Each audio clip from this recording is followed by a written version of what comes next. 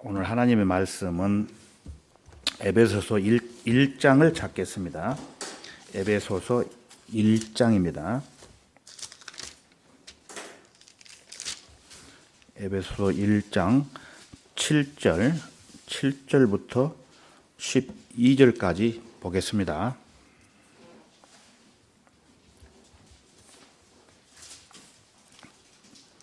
(1장 7절) 그 사랑하시는 이 안에서 우리가 그의 은혜의 풍성함을 따라 그의 보혈을 통하여 구속 곧 죄들의 용서함을 받았느니라.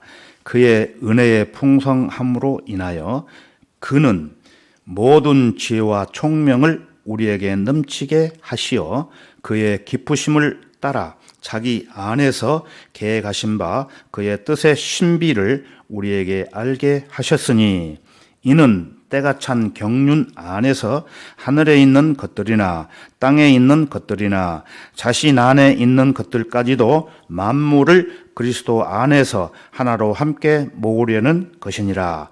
모든 것을 그 자신이 의도한 대로 행하시는 이의 목적을 따라 우리가 예정되어 그분 안에서 유업을 받았으니 이는 먼저 그리스도를 믿었던 우리로 그의 영광을 찬양케 하려 하심이니라. 14절까지 읽겠습니다. 그냥 너희도 진리의 말씀 곧 너희 구원의 복음을 듣고서 그분을 신뢰하였으니 또 너희가 그분을 믿고서 약속의 그 성령으로 인침을 받은 것이니라. 이는 값주고 사신 그 소유를 구속하기까지 우리의 유업의 보증이 되사 그의 영광을 찬양케 하려 하심이니라. 오늘 말씀을 위해서 잠깐 기도드리겠습니다. 거룩하시고 자비로우신 주 하나님 아버지 감사합니다. 허물과 죄 많은 저희들을 용서해 주시기 위해 하나님의 독생자이신 예수님을 이 땅에 보내주시고 갈보리 십자가에서 저희들의 죄들을 위해 죽으시고 3일 만에 부활하신 그 사실을 우리가 믿음으로 말미암아 하나님의 귀한 자녀 삼아주신 놀라운 사랑과 은혜를 생각할 때마다 참으로 감사합니다. 또한 주님께서 베풀어 주신 사랑과 은혜가 얼마나 큰 것인지 하루하루 살아가는 저희들의 삶 속에서 더 깊이 깨달아 알 수 있도록 지혜와 총명을 우리 모두에게 허락해 주시고 주님을 섬기며 주님을 가까이 따라가며 동행하는 신앙 생활이 될 수 있도록 인도해 주시옵소서. 이 시간 같은 믿음과 같은 사랑과 같은 소망을 가지고 있는 주님의 귀한 형제 자매들이 말씀 앞에 나와 있습니다. 오늘도 우리에게 필요한 말씀으로 채워주시고 이 험악한 세상을 살아가는 동안 실족하지 않고 힘과 용기가 될 수 있도록 도와주시기를 원합니다. 처음 시간이 오매 마치는 시간까지 어떠한 악한 세력으로부터 방해받지 않도록 주 성령님께서 우리의 마음과 생각을 지켜주시고 보호해 주시옵소서.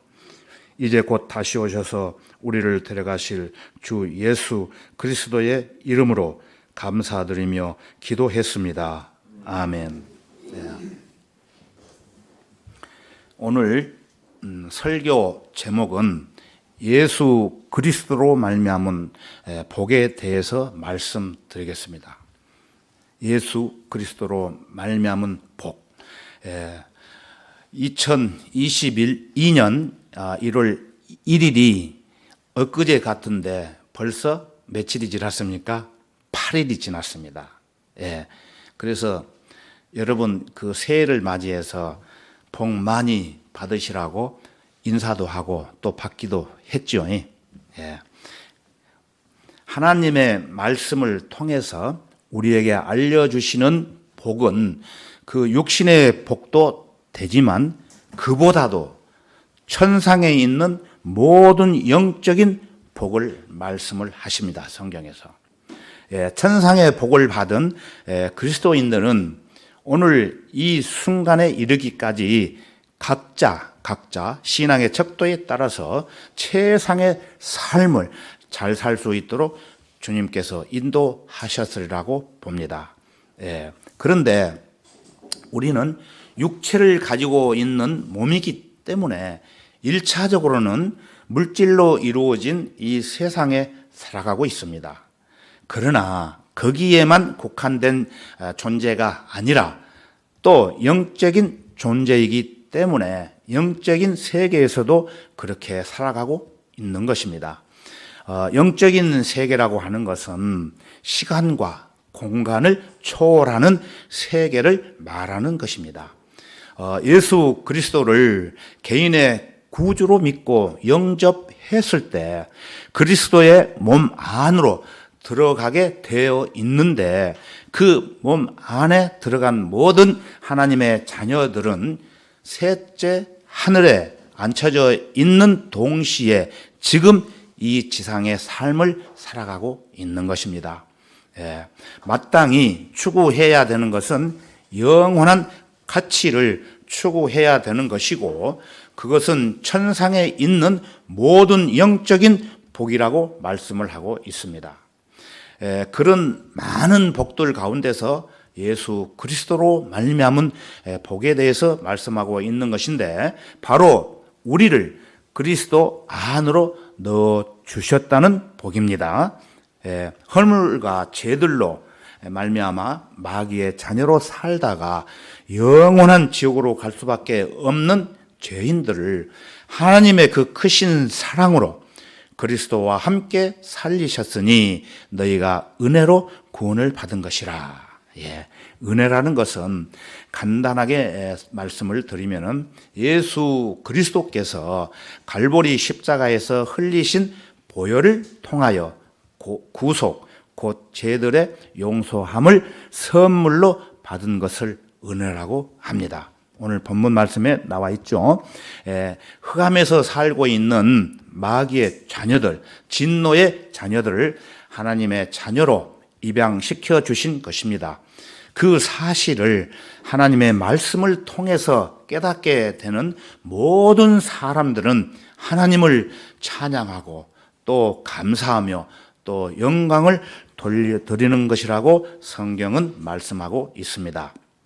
자, 이제 예수 그리스도로 말미암은 복이란 어떤 복인가? 첫 번째로 우리를 구속해 주셨습니다. 7절을 다시 한번 보겠습니다. 그 사랑하시는 이 안에서 우리가 그의 은혜의 풍성함을 따라 그의 보혈을 통하여 구속 곧 죄들의 용서함을 받았느니라 이렇게 말씀하고 있죠. 여기에 보면은 구속이라는 단어가 나오죠. 우리는 용서와 구속이 없으면은 받아들여질 수가 없습니다. 우리의 구속은 골로새서 1장 14절에 또 언급이 되어 있습니다. 그러면 다 같이 골로새서 1장 14절을 한번 보겠습니다.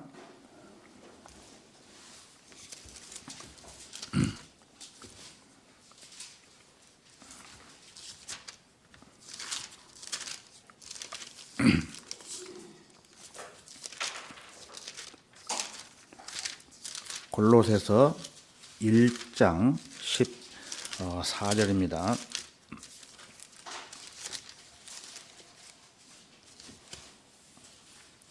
(1장 14절) 골로새서, 빌립보 골로새서.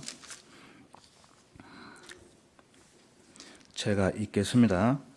그 안에서 우리가 그의 보혈을 통하여 구속 곧 죄들의 용서함을 받았느니라. 여기에서 똑같이 이렇게 말씀을 하고 있습니다. 그의 보혈을 통하여 구속 곧 죄들의 용서함을 받았습니다. 그런데 변개된 모든 성경은 이 구절에서 그의 보혈을 통하여를 삭제시켜 버렸어요. 우리가 보는 옛날에 보던 개역 성경, 개정. 그래서 개역 성경에 이제 가서 보면 아까 말씀드린 대로 그 아들 안에서 우리가 구속 곧 제사함을 얻었더라라고 고쳐버렸습니다.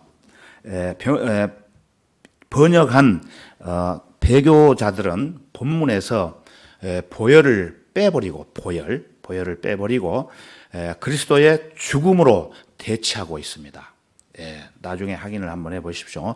그러나 그렇게 기록된 헬라어 필사본은 하나도 없어요. 헬라어 필사본에는. 그러므로 1881년 이후 개정자들에게 헬라어 필사본은 아무런 문제가 되지 않고 있는 것입니다. 사람들의 피가 여러분 모자랄 때 생기는 병이 무엇입니까? 피가 모자라서 생기는 병. 빈혈입니다. 빈혈. 그래서 예수 그리스도의 보혈을 삭제한 이 새로운 역본들은 빈혈 성경이라고 불릴만 하다라고 말을 하는 것이에요. 그리고 이 구속이라고 한 말은 로마 제국에서 모르는 사람들이 없을 정도로 일반적으로 통용되는 말이었습니다. 왜냐하면 그 당시에 최소한 600만 명의 노예가 존재했기 때문에 그렇습니다. 전쟁 포로로 잡혀와서 노예가 된 사람도 있고 또 돈 때문에 노예로 팔린 사람도 있습니다. 그런 엄청난 큰 노예 가운데서 사고 파는 뭐가 있습니까? 노예 시장이 있었습니다. 지금은 잘 쓰여지지 않는 그런 말이지만 자기가 가장 사랑하는 친구가 있었는데 노예로 팔렸습니다.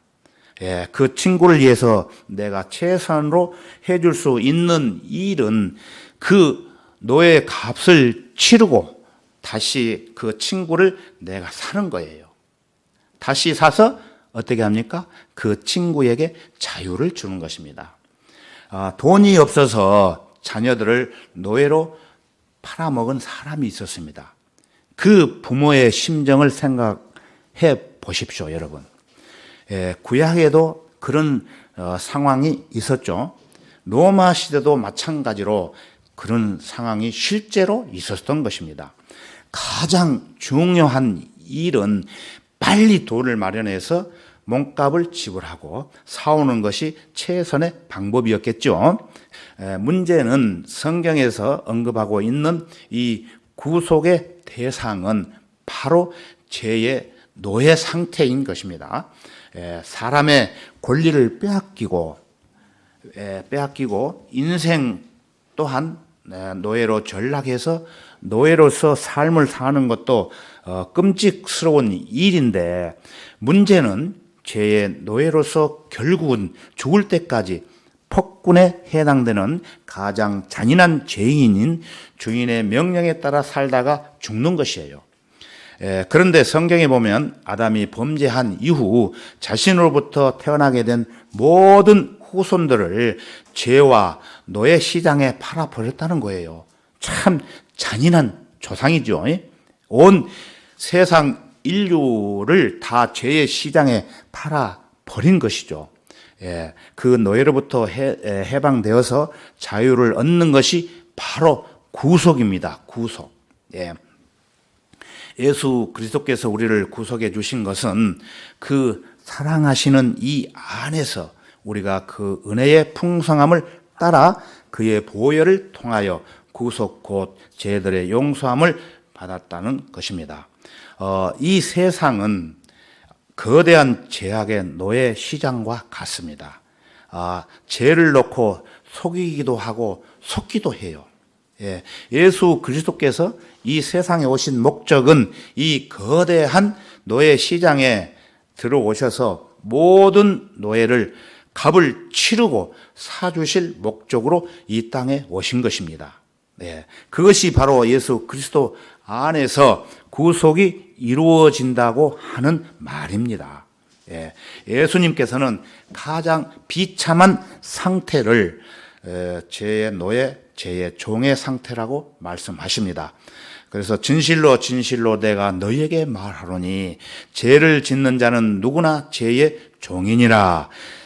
친분이 자유롭다고 해서 인간다운 삶을 사는 것이 아니라 사람을 창조하신 하나님의 입장에서 봤을 때 모두가 다 죽어 있다는 것입니다.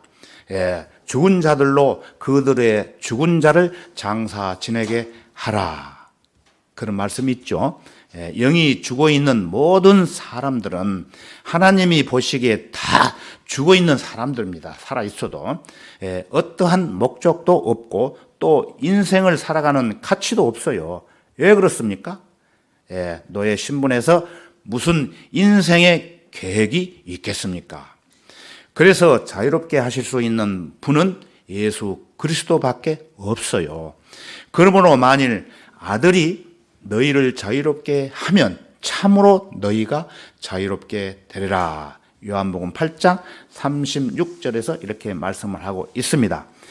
아무리 돈 많은 노예 상인이 노예를 사서 자유롭게 해준다 하더라도 죄의 노예로부터까지 해방시켜질 수는 없는 것입니다. 예수 그리스도만이 아무런 죄도 없고 흠도 없고 점도 없는 하나님의 어린 양이신 예수 그리스도만이 죄인을 자유롭게 해줄 수 있는 것입니다. 그 근거는 무엇입니까? 그 근거는 그 구속은 바로 예수 그리스도의 피로 말미암아서 이루어진다 이렇게 말씀을 하고 있는 것이죠.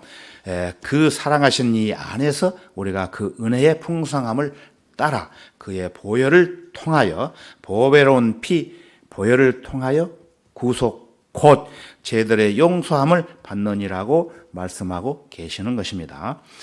주인이 자신의 노예를 내어놓기 위해서는 누군가가 그 노예의 몸값을 반드시 지불해야 되겠지요. 예수님께서는 죄인들의 몸값을 지불할 목적으로 이 땅에 오셨다는 것입니다. 그 몸값은 무엇입니까, 여러분? 십자가에 흘리신 예수 그리스도의 보배로운 피를 흘리기 위해서, 죽기 위해서 이 땅에 오신 것입니다. 그가 모든 사람을 위하여 자신을 몸값으로 내어주셨으니 때가 이르면 증거되리라. 디모데전서 2장 6절에서 말씀을 하고 있습니다. 예수님께서 스스로 목숨을 내어주셨어요. 자신의 생명을 스스로 내어놓으신 것입니다. 하나님을 멀리 떠나 방황하는 죄인들의 혼을 구속하기 위해서는, 즉 값을 주고 사오기 위해서는 썩어져 버리는 금과 은으로는 불가능하다, 그렇게 말씀을 하십니다. 그래서 흠도 없고 점도 없는 어린 양 같은 그리스도의 보배로운 피, 그것만이 죄에게 팔린 혼을 다시 사올 수 있다라고 또 베드로전서 1장 19절에서 말씀을 하고 있습니다. 하나님에 대해서 죄가 해결되기 위해서는 피를 흘려야 됩니다. 피가 흘려야 되는 것은 육체의 생명이 피에 있다고 말씀하셨기 때문에 생명과 바꾸어야 되는 것입니다. 피 흘림이 없이는 죄 사함이 없어요. 인간을 구속하기 위해서 하나님께서 요구하시는 것은 인간의 피도 아니에요. 아무리 거룩하게 산 영웅이라고 하더라도, 거룩한 성자의 삶이라 하더라도 하나님 보시기에는 똑같은 죄인입니다. 의미 없어요.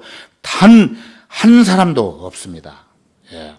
그 죄가 해결되기 위해서는 하나님의 피가 흘려야 되는데, 하나님의 생명으로 대체가 되어야 되는데, 그것은 무엇을 말하는 것이냐면은 인간이 범한 죄가 얼마나 잔인하고 극악무도한 것인지를 반증해 주는 것입니다. 죄가 얼마나 무거우면은 우리 재판에서 사형 언도를 받는 사람들이 있죠. 하나님의 언도는 그러면 무엇입니까? 몸이 아니고 혼이에요, 혼. 혼에 대한 영원한 형벌이 되는 것입니다. 얼마나 죄가 심각했으면은 하나님이 죽지 않으시면은 그 죄가 해결될 방법이 없다는 것입니다. 다른 방법이 없어요. 하나님이 죽으셔야만 그 죄가 해결될 수 있는 것입니다. 예. 구약 시대에 짐승의 피로는 일시적으로는 죄를 덮는 역할만 하는 거예요. 그냥 신용만 냈을 뿐입니다. 그것은 앞으로 오실 예수 그리스도의 보혈을 내다본 것이죠. 예, 제사장마다 매일 서서 섬기며 똑같은 제사를 자주 드리지만 이것으로는 결코 죄들을 제거할 수 없기 때문에 근본적으로 해결되는 것이 아니에요. 잠정적으로 덮어질 뿐입니다. 예, 하나님의 아들 예수 그리스도의 보혈만이 인간의 절대적인 죄악을 해결할 수 있음을 말씀하고 있는 것입니다. 그러나 그분이 빛 가운데 계신 것 같이 우리도 빛 가운데 행하면 우리가 서로 간에 교제가 있게 되고 그의 아들 예수 그리스도의 그리스도의 피가 짐승의 피도 아니고 사람의 피도 아닌 하나님의 피, 거룩하신 영원한 생명이 담겨 있는 그리스도의 피가 우리를 모든 죄에서 깨끗하게 하시니라고 말씀을 분명하게 하시고 계십니다. 예수 그리스도의 피로 우리의 모든 죄에서 우리를 씻기신 것이에요. 그러므로 예수 그리스도의 보혈로 우리를 구속해 주셨습니다.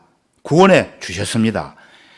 이는 모든 사람이 죄를 지었으므로 하나님의 영광에 이르지 못하다가 그리스도 예수 안에 있는 구속을 통하여 그의 은혜로 값없이 의롭게 되었습니다. 로마서 3장 23절과 24절에도 이렇게 기록을 해 놓으셨습니다. 구속은 사람 편에서 보면은 선물입니다. 선물.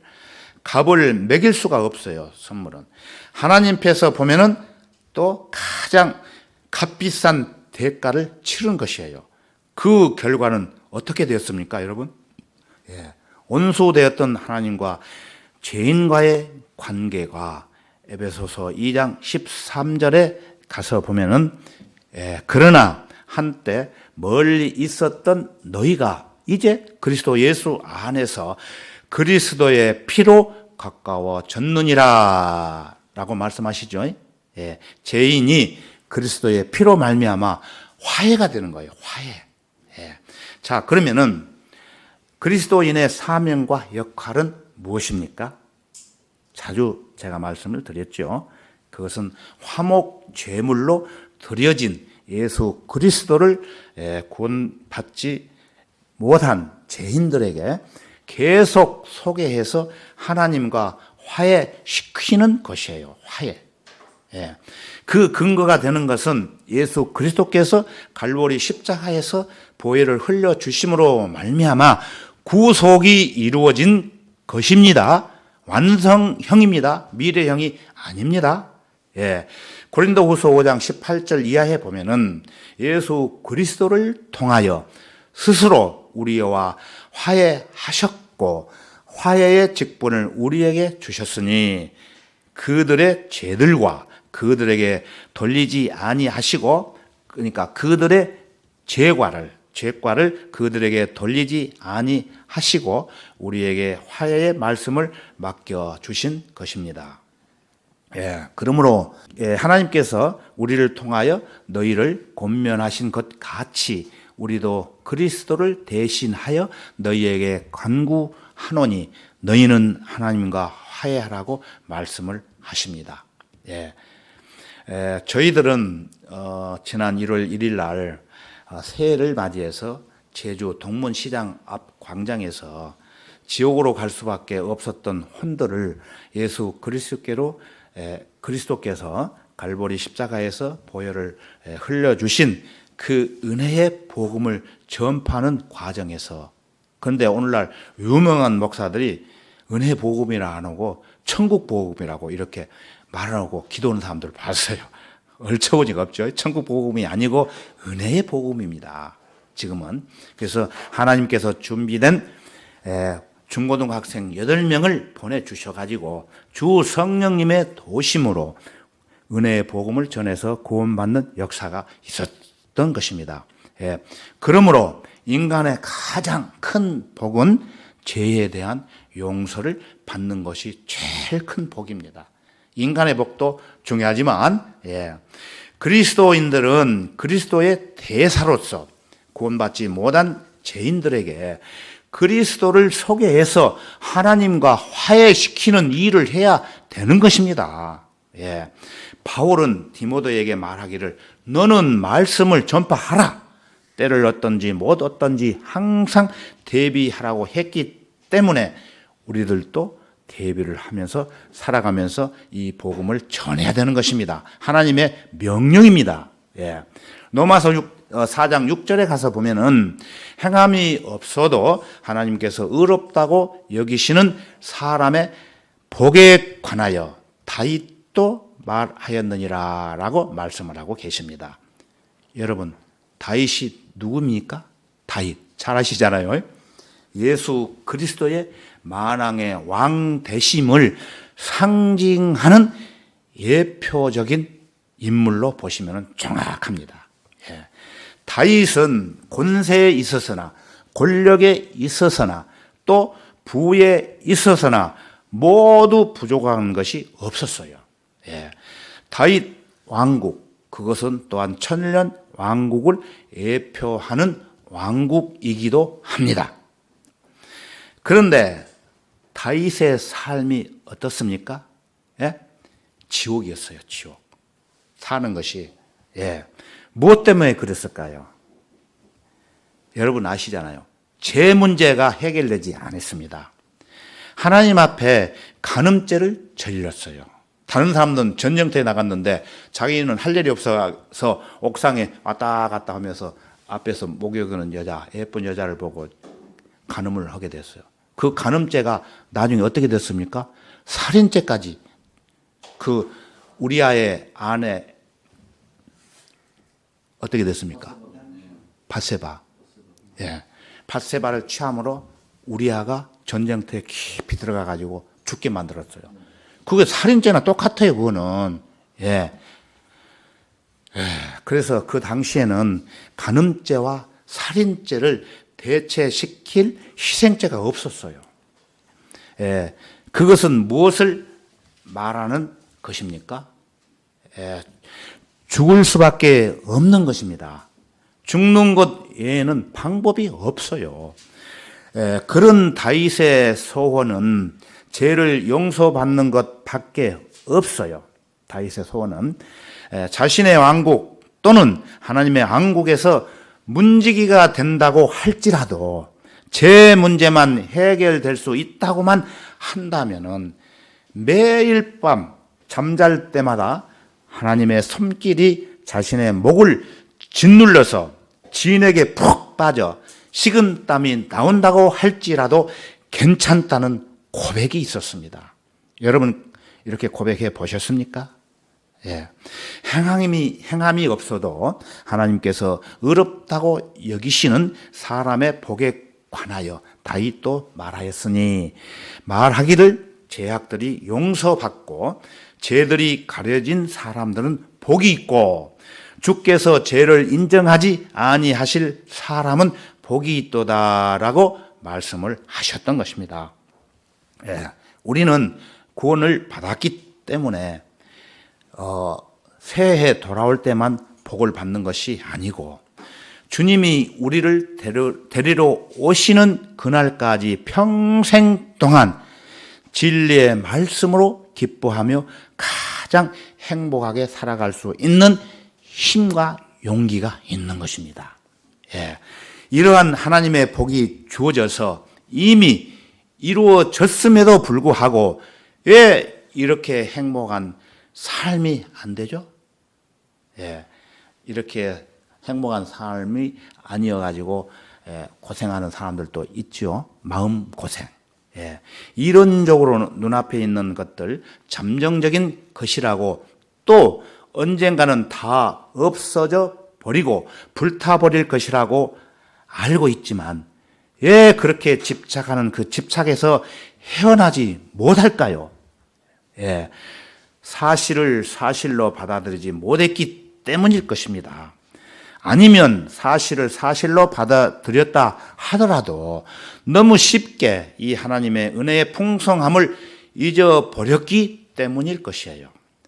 일평생을 자신의 뜻대로 살다가 간 사람의 고백에 의하면은 죄에 대한 용서보다 더 큰 복은 없다라고 고백하는 것인데 여러분도 죄를 고백하시면 되는 것입니다.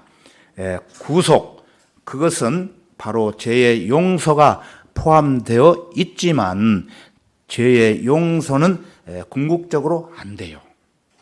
예수님의 피가 십자가에 흘려지기 전까지 구약에서 수많은 짐승의 피가 그렇게 흘려졌었죠. 그 수많은 피가, 그 많은 피가 한 군데로 다 모아 놓는다면은 엄청나게 될 거예요. 많을 거예요.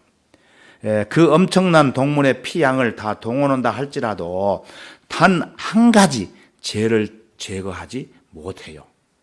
임시적으로 그냥 덮어두고 넘어갔을 뿐이에요. 구약 시대에는. 하나님 보시기에는 죄에 대한 용서의 영역이 따로 있어요. 따로. 죄가 깨끗하게 되어지는 영역을 구속이라고 말하는 것입니다. 앞에서 설명드렸죠. 이런 연유로 그는 새 언약의 중보자이시니 이는 첫 언약 때에 범죄한 것들을 구속하시려고 죽으심으로 부르심을 받은 자들로 그 영원한 유업의 약속을 받게 하시려는 것이라. 히브리서 9장 15절에도 이렇게 말씀을 하고 계십니다. 첫 언약 때에 구속이 이루어지지 않았어요. 죄에 대한 용서만이 이루어졌어요. 그 첫 언약 때에 구원받은 자들을 구속하시려고 예수 그리스도께서 십자가의 보혈을 흘리신 것입니다. 골로새서 1장 13절과 14절에 가서 보면은 그분께서 우리를 흑암의 권세로부터 구하여 내셔서 그분의 사랑하는 아들의 나라로 옮겨 주셨으니 그 안에서 우리가 그의 보혈을 통하여 구속 곧 죄들의 용서함을 받았느니라고 말씀하십니다. 한 번 구원은 영원한 구원이 되는 것입니다. 예수 그리스도의 보혈이 없다고 한다면 결코 구속은 이루어지지가 않습니다, 여러분. 이 구속은 하나님의 은혜의 풍성함을 따라서 이루어진 것입니다.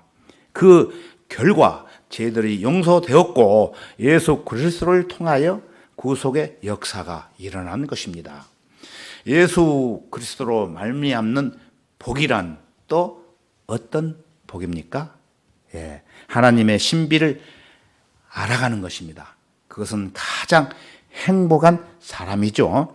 8절을 한번 보겠습니다. 본문 말씀 에베소서 1장 8절.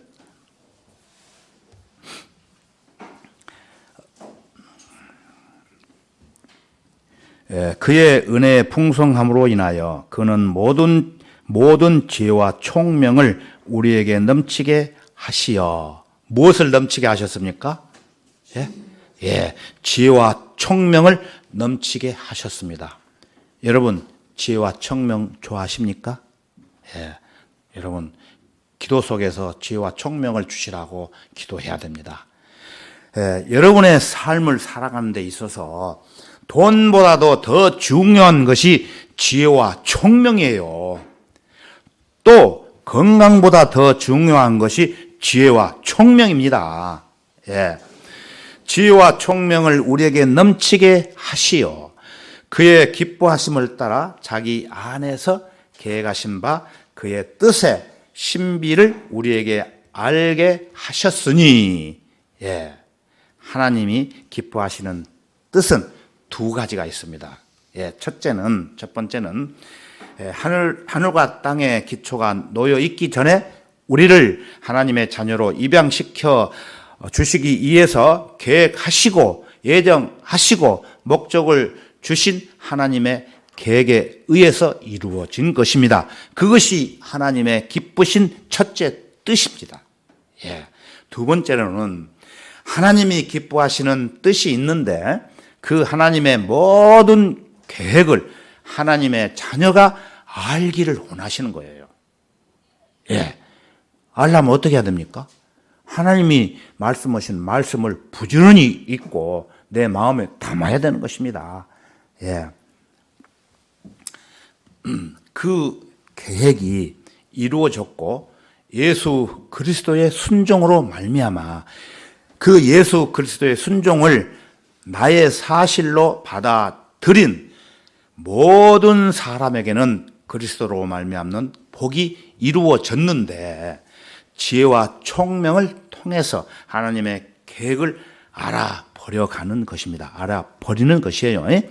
그래서 하나님을 기쁘게 해드리는 사람들입니다. 그의 기쁘심을 따라 자기 안에서 계획하신 바 그 뜻의 신비를 우리에게 알게 하셨으니 이는 때가 찬 경륜 안에서 하늘에 있는 것들이나 땅에 있는 것들이나 자신 안에 있는 것들까지도 만물을 그리스도 안에서 하나로 함께 모으려는 것이니라. 역시 하나님의 계획입니다. 그 신비를 알게 하신 것이에요. 그런데 개역성경에 가면은 이 신비를 뭐라고 해놓은지 아십니까? 비밀. 비밀이 어디 가 있어요? 비밀을 어떻게 알아갈 수 있어요? 신비예요, 신비. 단어 하나가 엄청난 차이가 납니다, 이렇게. 그래서 킹제임스 성경이 참으로 올바른 성경이라고 말씀을 드리는 거예요, 우리가. 하나님의 역사, 하나님의 계획이 우리가 모르는 내용들을 그 신비가 있는데 그리스도로 말미암는 그 복입니다. 그 신비를 알아가는 것은. 그래서 계시는 가려져 있는 것입니다. 계시. 여러분 계시 아시죠? 그런데 이 계시는 열어서 보여주는 것이고 열어서 무엇인가를 알려주는 이것이 바로 계시입니다. 쉽게 설명을 드렸습니다. 계시라는 것은 예수 그리스도로 말미암는 복, 하나님께서 지금까지 보여주시지 않은 것들이 있어요. 우리가 알아도. 또 하나님께서 보여주시지 않은 계획들이 또 있습니다. 그것을 하나님께서 열어서 보여주시는 것이에요. 그게 신비의 계시입니다. 비밀이 아닙니다. 볼 수 있는 눈이 필요한데 바로 지혜의 계시의 영을 주셨다고 말씀하신 까닭은 거기에 있는 것입니다. 오늘 본문 말씀에서 무엇을 주셨다고 하십니까? 다시 한번 여러분들에게 묻습니다. 지혜와 총명. 지혜를 주셨고 총명을 주신 것입니다. 아주 중요한 말씀입니다. 예수님께서 육신으로 나타나셨을 때 무엇으로 가득 찼습니까? 요한복음 1장 14절에서 말씀을 하시는데 아주 중요한 말씀이기 때문에 한번 찾아보겠습니다. 요한복음 1장 14절로 가겠습니다.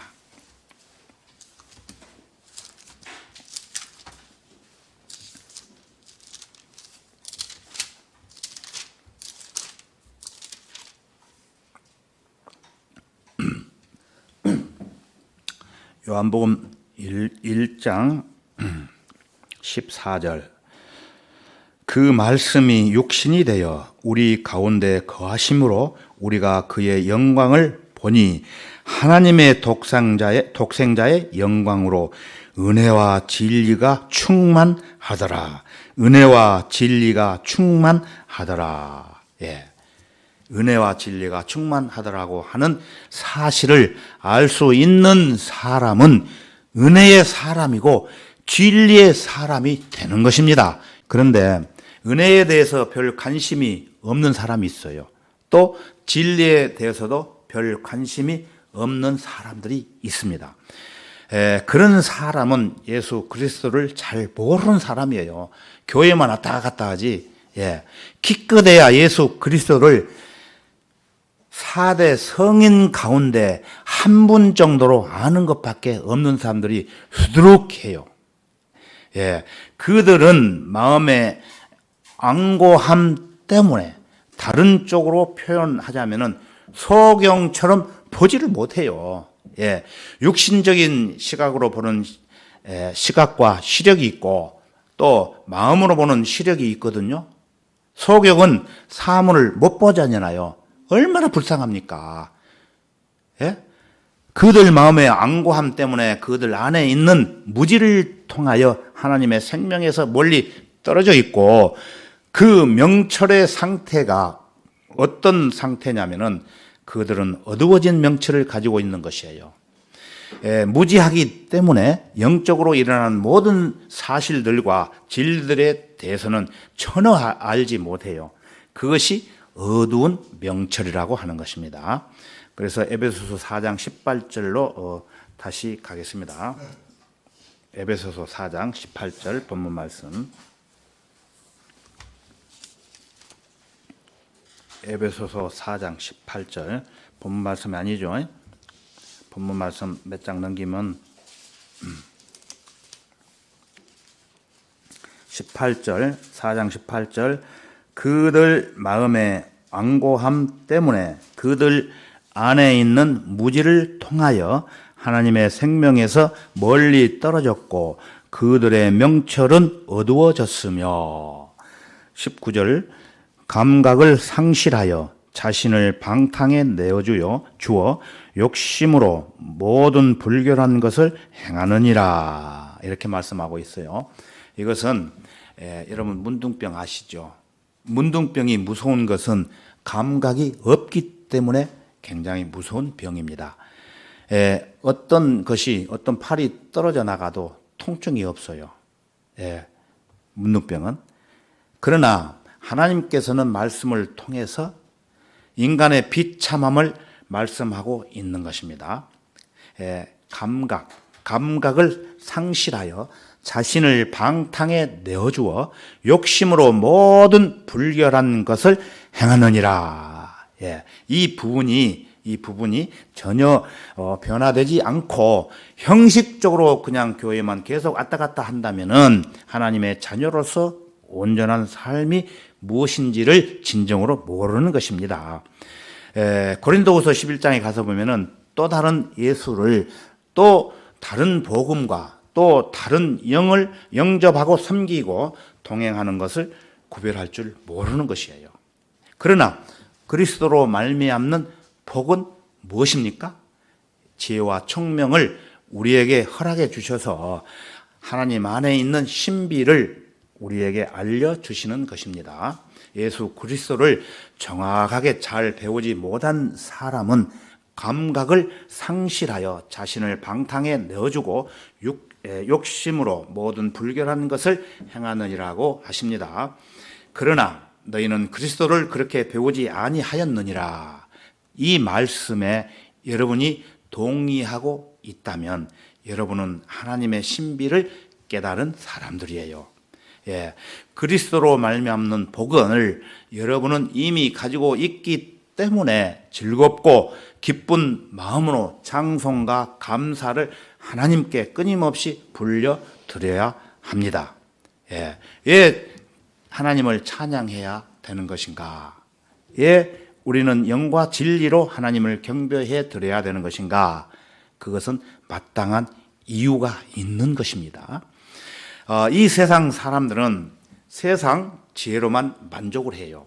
그러나 이 하나님의 영원한 계획, 예수 그리스도를 통하여 그 영원한 계획이 실행되어지고 성취되어짐으로 말미암아 예수 그리스도를 믿고 받아들일 모든 죄인들이 하나님의 가족으로 입양되어지고 그리스도로 말미암는 헤아릴 수 없는 은혜의 풍성함에 복을 누릴 수 있다는 것은 세상은 전혀 알지 못하는 것입니다.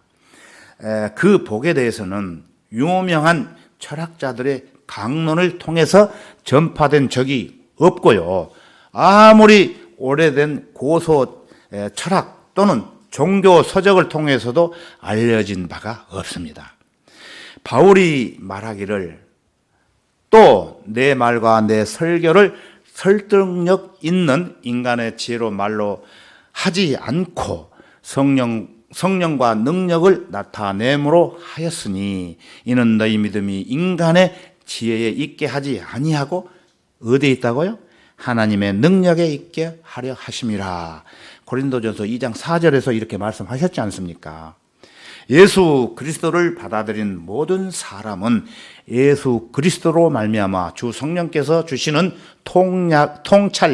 통찰력을 갖게 되는 것입니다. 예수 그리스도의 지혜와 총명을 통해서 다시 말씀드리면은 하나님의 신비를 알게 해주는 것입니다. 예수 그리스도로 말미암는 복. 마지막으로 세 번째로는 유업을 받게 하시는 복이 있습니다. 유업. 여러분 들어보셨죠? 에베소서 1장 11절을 보겠습니다. 11절. 1장 11절부터 12절까지를 제가 읽어보겠습니다. 모든 것을 그 자신이 의도한 대로 행하시는 이의 목적을 따라 우리가 예정되어 그분 안에서 유업을 받았으니 이는 먼저 그리스도를 믿었던 우리로 그의 영광을 찬양케 하려 하심이니라. 매주마다 우리가 모여서 하나님을 영화롭게 해드리고 찬양을 하지만은 반복되면 반복될수록 무엇 때문에 그의 영광을 찬양케 하는 것일까요? 우리 다 같이 베드로서 1장 3절부터 4절까지 한번 보겠습니다. 베드로전서 1장 3절에서 4절.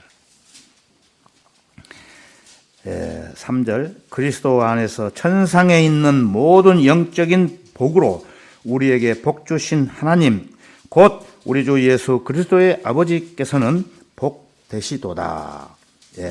4절. 하나님께서 세상의 기초를 놓으시기 이전에 우리로 사랑 안에서 그분 앞에 거룩하고 흠 없게 하시려고 그리스도 안에서 우리를 택하시어. 5절. 하나님의 기쁘신 뜻에 따라 예수 그리스도를 통하여 우리를 자신의 자녀로 입양할 것을 예정하셨으니. 여러분이 하나님의 자녀로 입양되었을 때에 자동적으로 이 유업이 여러분에게 상속되는 것입니다. 하나님께서는 여러분을 값주고 사신 소유라고 그렇게 말씀하십니다. 온 세상의 가치를 다 더해본다 하더라도 한 사람의 혼에 그 가치와 비교할 수가 없어요. 사람이 온 세상을 얻는다 하더라도 혼을 잃어버린다면 무슨 유익이 있겠느냐.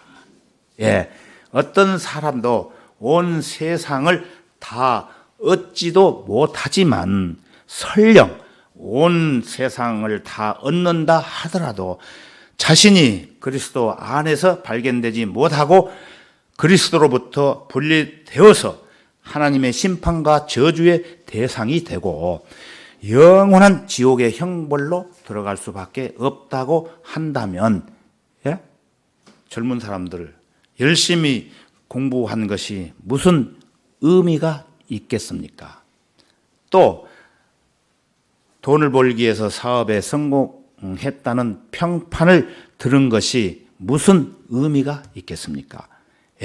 거듭나지 못하고 새로운 출생도 하지 못하고 종교생활 열심히 했던 사람들로부터 인정을 받아서 큰 교회 목사라고 하는 평판을 받는다고 하는 것이 무슨 유익이 있겠습니까? 또 그런 교회에서 여러분들이 신뢰를 받는다고 해서 무슨 유익이 있겠습니까? 그러나 한 사람의 혼이 이 세상에서 정말로 보잘것없는 말이나 행동이나 예모나 저력도 부족하여 대접을 받지 못하는 볼품 없는 사람이라고 하더라도 예수 그리스도의 보혈을 신뢰하고 믿음으로 인해서 주 성령 하나님의 역사로 그리스도 안으로 넣어졌다라고 한다면 하나님께서는 그 사람을 전체 우주와 결코 바꾸지 않습니다. 예. 그보다도 더 가장 귀한 소유라고 말씀을 하고 있습니다. 이 우주보다도. 예.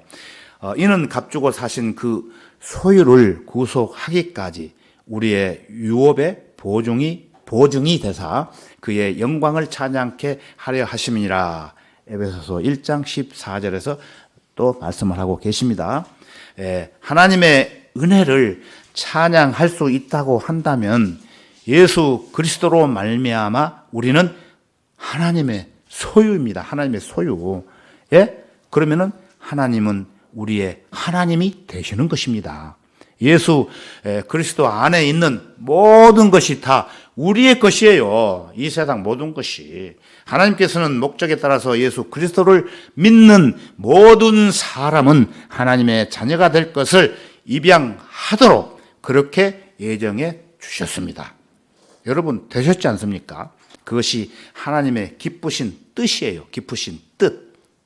하나님께서 기뻐하시는 그 사실을 사람들에게 알리는 것입니다. 우리는. 그러나 이러한 엄청난 복을 받았음에도 불구하고 그 사실에 대해서 잊어버리고 세상적인 것으로 대체시키려고 하는 것입니다. 우리 모두 정신을 차려야 되겠지요. 사실을 사실로 바라볼 수 있는 직관이 필요한 것입니다. 무엇이 영원한 것이고 무엇이 하나님과 관계된 것이고 무엇이 하나님과는 전혀 무관한 것인지를 분별력 있게 살펴봐야 되는 것입니다. 그런 분별력마저도 바로 하나님의 지혜와 총명함을 넘치도록 허락해 주셔서 하나님의 신비를 알게 해 주셨다고 오늘 본문 말씀에서 말씀하고 있는 것입니다. 찬송가 한 장 부르시겠습니다. 찬송가 376장 376장 이 찬송 부르신 후에 우리 총무로 계신 강영재님 나오셔가지고 21년도 결산 고고를 해주시겠습니다. 376장입니다.